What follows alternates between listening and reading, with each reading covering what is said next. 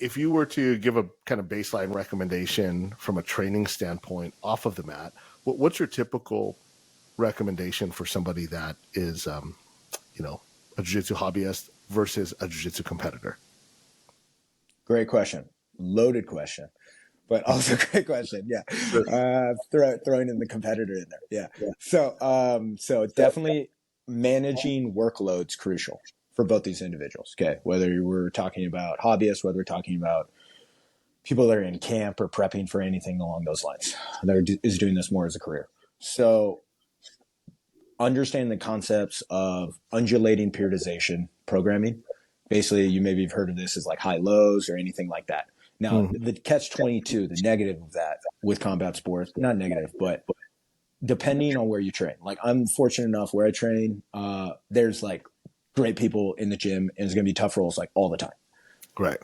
If you're maybe in a little more rural or niched out or like smaller gym, smaller area, you can say it's going to be a light day, and then you show up to class, and it's just like a bunch of savages, and you're just going to be like, well, I guess it's not going to be a light day, right?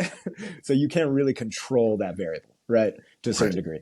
But think strength training twice a week's more than enough. Okay. You can start doing more, but realize like our body can only tolerate a certain volume of things. So I usually recommend lifting like twice a week. It just makes you more durable as an athlete. Right. If you are going to slowly ramp up your training time, set your ideal number. So let's say if you want to hit 6 training sessions in a week, don't just like jump straight to 6, right?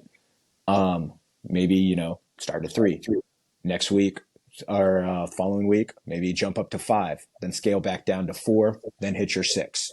So you build rest breaks into your weekly or monthly outlook, of your training program. Okay.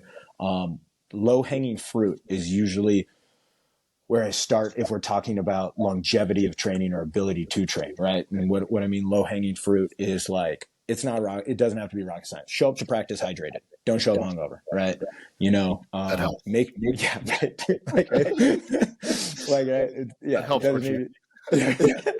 That's okay, right? Yeah. If you're going in dehydrated and you're literally just going to sweat out a ton, you're going to be predisposed to muscle cramps, injuries, variety of other things, right? Make sure your diet's relatively like on point, right? Don't go in like on completely empty stomach where you got no energy and you're completely drained, right? And that's more dialing into performance nutrition stuff. Go look at like the Fight Dietitian, the shit they're doing with like the UFC. Money. It's great.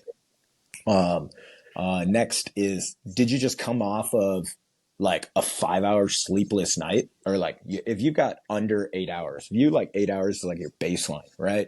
So if you're sick or you're injured, maybe we should try to get a little bit more, right? If you are not able to do that, that's okay. Find a time to nap, find a time to kind of rest. But if you're coming off of like back-to-back 6-hour nights, is that the training session that you should plan to go hard in? Probably not. Right? So take a look at sleep, hydration, overall workload. Start there before we start diving into, usually what I tell people, before the foam rolling and the mobility and the cold plunge and this and that, start with like the easy stuff. Right. And then you can always layer in those other things. Because